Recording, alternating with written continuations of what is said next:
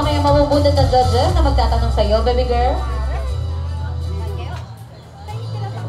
I am lucky and super duper blessed to choose Judge Miss Aiko Bravo Doki. Good evening po, ma'am. Hello. Good morning, contestant number 3. Good morning po. So here is your question. When do you consider things are enough?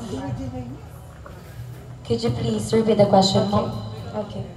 When do you consider things are enough? Wow, to be honest, that is a very difficult question. Okay, you know what, ladies and gentlemen? In this life, in this world, no one is perfect. Nobody is perfect.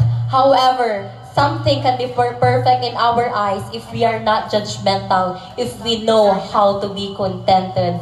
The question goes like this: when do I consider when the right thing is enough? You know what? In the eyes of everybody, we have our own definition of the word enough. We have our own point of view. But I believe that the thing or the right time that I will consider one thing is enough is when everyone is already happy, when everyone already find peace. Living in our life, there are a lot of problems. There are a lot of judgment, discrimination, circumstances. There is this what we call gender-biased violence. We have teenage pregnancy. We have war on drugs. We have war on elections.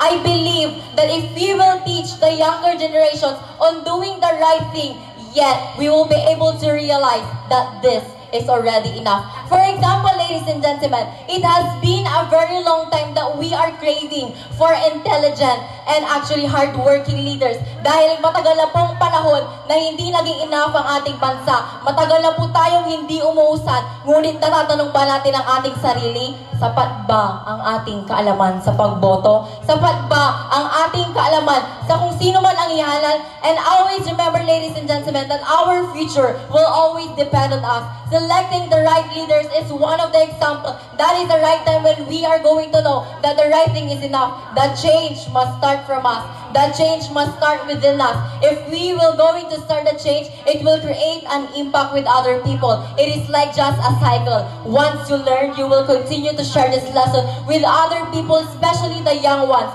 With this, we'll be able to vote for the people who are deserving in the government. With this, we will be able to spread positivity. With this, wala na pong taong mamamayagpag. Wala na pong taong nasa ibaba. Wala na pong taong maghihirap. Wala nang taong masasaktan. Higit sa lahat, wala nang taong magiging tingin sa kanilang sarili ay may baba. Bakit?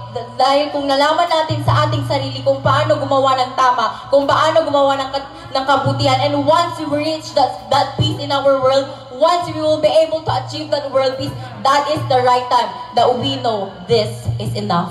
Thank you and good evening.